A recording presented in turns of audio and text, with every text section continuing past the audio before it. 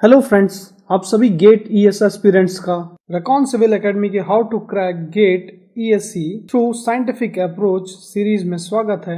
इस सीरीज में हम एक स्पेशल एलिमेंट का डिस्कशन करेंगे डिटेल में। That element is called smart scheduling. आप सभी ने हमें ये बहुत सारी रिक्वेस्ट मिली थी कि फ्रीक्वेंसी एनालिसिस हम सिविल इंजीनियरिंग के सारे सब्जेक्ट्स के लिए करें, और ये वीडियो उन सभी लोगों के लिए डेडिकेटेड है जो गेट का एग्जाम स्मार्ट शेड्यूलिंग के थ्रू इस फ्रीक्वेंसी एनालिसिस के बेस पे देना चाहेंगे। यकीन मानिए ये वीडियो आपके लिए बहुत हेल्पफुल होगा। हम वन बाय वन उन सारे सब्जेक्ट्स की एनालिसिस करेंगे जो गेट सिविल में पूछे जाते हैं। सो फ्रेंड्स, मैंने how to crack GATE ESC through scientific approach smart scheduling section में ये बताया था कि अगर आप 5 सब्जेक्ट्स की तैयारी बहुत अच्छे से करें, जिसमें से मैंने आपको हाई वेटेज सब्जेक्ट्स का नाम दिया था, that is geotech engineering plus fluid mechanics plus mathematics plus transportation engineering and at last it was environmental engineering. और मैंने बताया था कि अगर इन 5 सब्जेक्ट्स की आप तैयारी करते हैं तो अप्रोक्सीमेटली आप 60% अपना सब्जेक्ट्स कवर कर लेंगे, या मैं कहूँ 60% मार्क्स के लिए आपकी तैयारी पूरी हो जाएगी। इसके अलावा मैंने आपको कहा था कि strength of material plus structure analysis भी अगर आप इसमें एडअप कर लें तो ये 15% एक्स्ट्रा आप प्रिपरेशन कर पाएंगे, और आप देखेंगे it would be around 75%। Friends, इसके अलावा भी अगर आप बाकी सब्जेक्ट्स के कुछ इंपॉर्टेंट सेगमेंट्स की तैयारी करें तो आप मोर देन 75% की तैयारी करके जाएंगे। और उसकी जरूरत क्यों पड़ेगी ये मैं इस वीडियो सीरीज में आप लोगों को बताऊंगा। तो वन बाय वन हम सारे सब्जेक्ट्स की एनालिसिस करते हैं। This is called high weightage subjects and this is called low weightage subjects. High weightage subjects में हमने 5 सब्जेक्ट्स लिए हैं, और लो वेटेज सब्जेक्ट्स में इन 5 सब्जेक्ट्स के अलावा जो भी सब्जेक्ट्स हैं उनको हम कैटेगराइज करेंगे। तो वन बाय वन हम देखेंगे। Let's see the first subject, that is mathematics. आप देखेंगे इन मैथमेटिक्स में बहुत सारे डिफरेंट सेगमेंट्स हैं। Fourier series, Laplace transforms, numerical methods, probability and statistics, complex function, differential equation, calculus and linear algebra. Friends, इन सारे चैप्टर्स पे हमारे स्मॉल वीडियोस आप लोग देख पाएंगे। बट एक इम्पॉर्टेंट चीज मैं आप लोगों को बताना चाहूंगा कि अगर आप total number of question asked in last 10 year of GATE देखें तो इट वुड बी अराउंड 190। और स्मार्ट शेड्यूलिंग का तरीका क्या होगा कि मैं हाई वेटेज चैप्टर्स को सिलेक्ट करूं।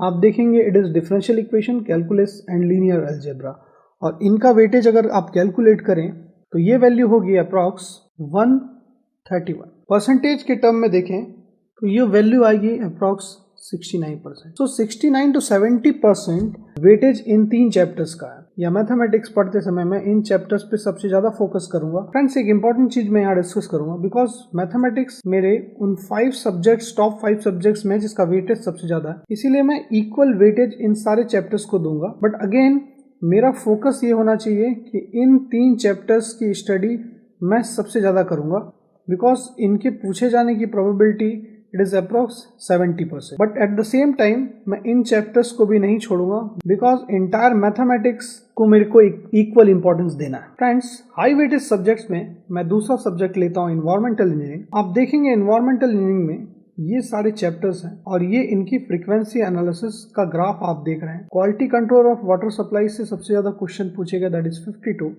वाटर ट्रीटमेंट से 40 क्वेश्चन पूछे गए। ट्रीटमेंट ऑफ सीवेज से 31 क्वेश्चन पूछे गए। अगर इन्वायरमेंटल इंजीनियरिंग की बात करूं तो इसमें total number of question asked is 182। High weightage 3 chapters मुझे सेलेक्ट करने हो तो मैं इन 3 chapters, water treatment, water control of water supply and treatment of sewage select करूंगा। इन तीनों का सम अगर आप देखें इट वुड कम अप्रॉक्स 123, और इसका अगर मैं परसेंटेज निकालूं तो ये वैल्यू अप्रॉक्स 67 to 68% होगी। तो फ्रेंड्स, अगेन इन्वायरमेंटल इंजीनियरिंग मेरा मेन सब्जेक्ट है। मुझे इन सारे चैप्टर्स की स्टडी अच्छे से करनी है, बट अगेन मेरा फोकस इन 3 चैप्टर से डाइवर्ट नहीं होना चाहिए। इन तीनों चैप्टर्स की तैयारी मुझे बहुत ही अच्छे से करनी होगी, बिकॉज अगर मैं नॉर्मल डिस्ट्रीब्यूशन प्लॉट देखूं तो देखोगे कि आप इन 3 चैप्टर्स का वेटेज सबसे ज़्यादा है, और अगेन बाकी चैप्टर्स का वेटेज कम होगा।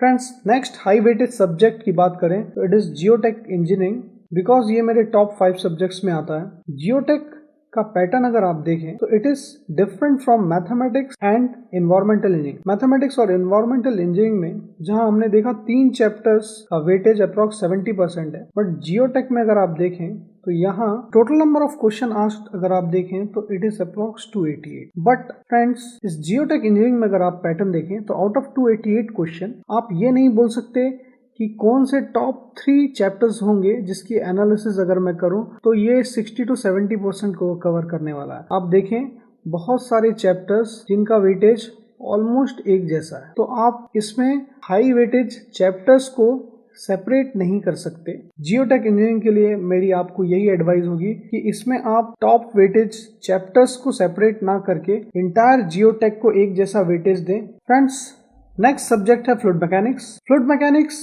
मेरे हाई वेटेज सब्जेक्ट का पार्ट होगा जिसे मैं टॉप 5 में इंक्लूड करता हूं। बट फ्लूइड मैकेनिक्स की एक्सप्लेनेशन ऑलरेडी मैंने how to crack GATE IES through scientific approach में दे रखी है। मैं आप लोगों को यही एडवाइस दूंगा कि वो वीडियो सीरीज आप फिर से देखें। फ्लूइड मैकेनिक्स के बाद हाई वेटेज सब्जेक्ट में मैं लूंगा हाईवे इंजीनियरिंग को, और आप हाईवे इंजीनियरिंग की एनालिसिस देखेंगे तो आपको ये देख के लगेगा कि इस हाईवे मेंटेनेंस को छोड़ दिया जाए। इन तीनों चैप्टर्स का वेटेज ऑलमोस्ट सेम है, पेवमेंट डिजाइन हो, हाईवे मटेरियल हो, ट्रैफिक इंजीनियरिंग हो, and this geometrical design is exceptional. इसका वेटेज इन तीनों चैप्टर्स से बहुत ज्यादा है।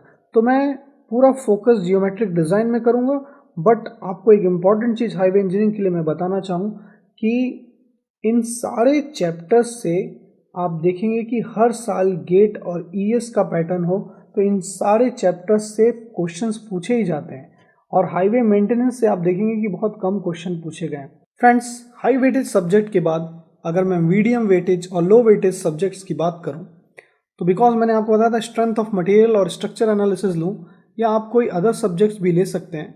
इन सब्जेक्ट्स को भी मुझे इक्वल इंपॉर्टेंस देना होगा बिकॉज मुझे तैयारी 75% के लिए करनी है।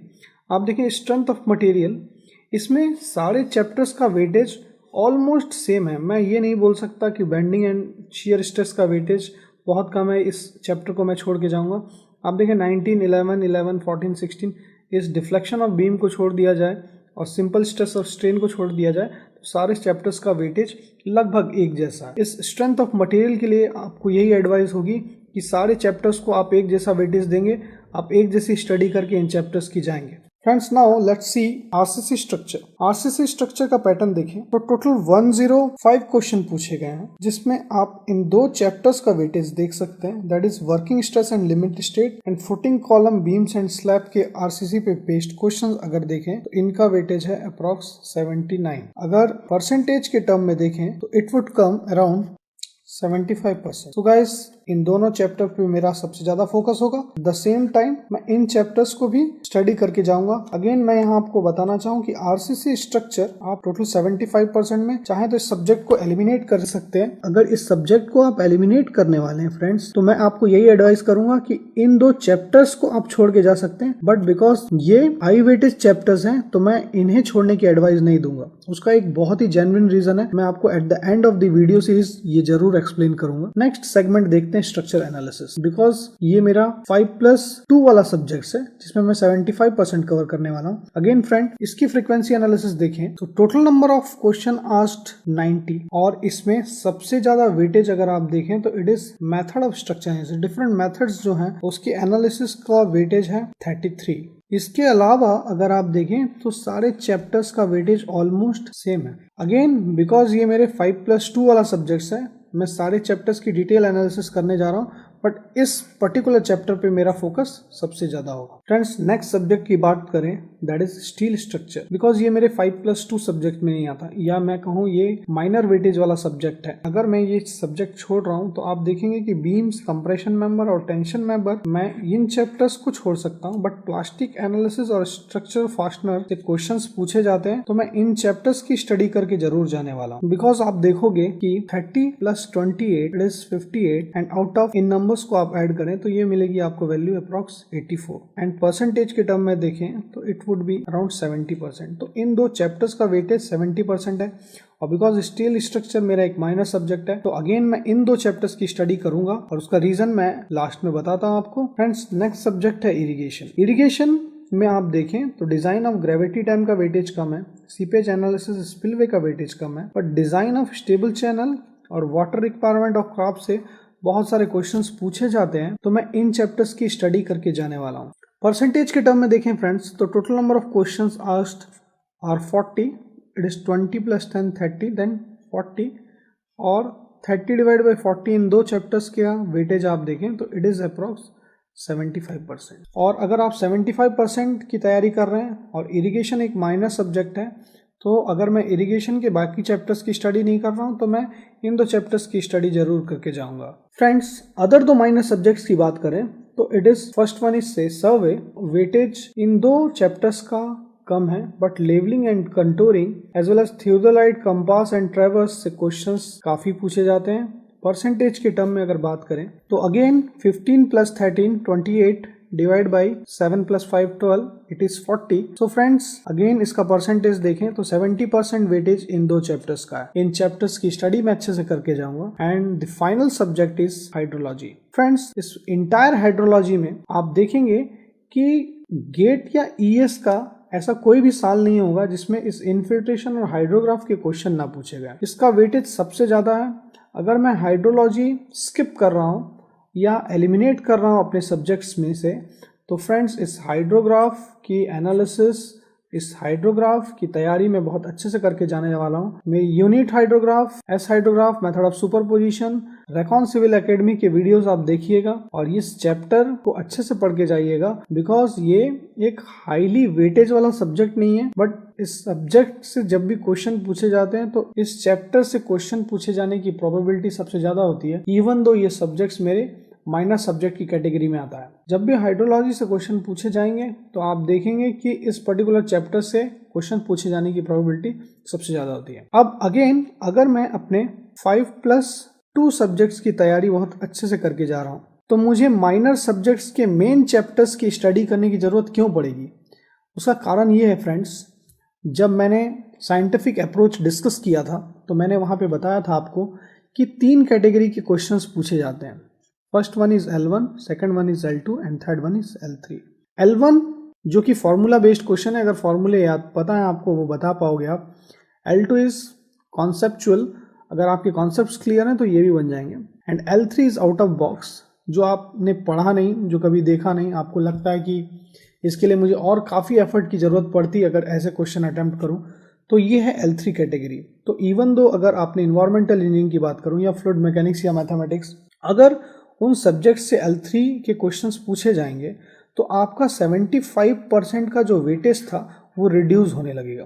तो फ्रेंड्स, इस रिडक्शन को कंपनसेट करने के लिए ये माइनर सब्जेक्ट्स के मेन चैप्टर काम आएंगे। इसीलिए मैं कहता हूँ वो हाइड्रोलॉजी हो या सर्वे हो या इरिगेशन हो, स्टील स्ट्रक्चर हो या आरसीसी स्ट्रक्चर हो, इनके वो चैप्टर्स जिनका वेटेज सबसे ज़्यादा है मैं उनकी बहुत अच्छे से तैयारी करके जाऊंगा। उस केस में अगर L3 लेवल के क्वेश्चन आएंगे तो माइनर सब्जेक्ट्स के हाई वेटेज वाले चैप्टर्स उस पर्टिकुलर लॉस को कंपनसेट करने के काम आएंगे। हेंस फ्रेंड, ये फ्रीक्वेंसी एनालिसिस आपके लिए बहुत ज़्यादा जरूरी थी। एक सब्जेक्ट जो इसमें छूट रहा है दैट इज एप्टीट्यूड, और मुझे लगता है एप्टीट्यूड में भी बिकॉज आप MBA की तैयारी नहीं कर रहे हैं तो ज़्यादा समय अपना इंग्लिश वोकैब डेवलप करने में मत दीजिए, क्वांट की तैयारी कीजिए और डेफिनेटली क्वांट की तैयारी में आपको 5% का वेटेज एक्स्ट्रा मिलेगा और मुझे लगता है कि वो क्वेश्चंस आपसे बन जाएंगे। इसलिए फ्रेंड्स, आपकी तैयारी एक स्मार्ट तरीके से होनी चाहिए। अगर इस पैटर्न को आप फॉलो करते हैं, यकीन मानिए कि गेट में आपका अच्छा रैंक आने से कोई नहीं रोक सकता। तो फ्रेंड्स, मैं आप लोगों से अपील करूंगा, अगर आपको आगे भी लगता है कि किसी पर्टिकुलर सेगमेंट की वीडियो सीरीज की आपको जरूरत है तो आप प्लीज हमें लिखिए, हम उस पर वीडियो जरूर बनाएंगे। तब तक मैं आप लोगों को यही बोलूंगा, रेकॉन सिविल एकेडमीज के वीडियोस देखते रहिए, कॉन्सेप्ट बिल्ड कीजिए, स्मार्ट शेड्यूलिंग कीजिए और all the best for your exams. Thank you very much.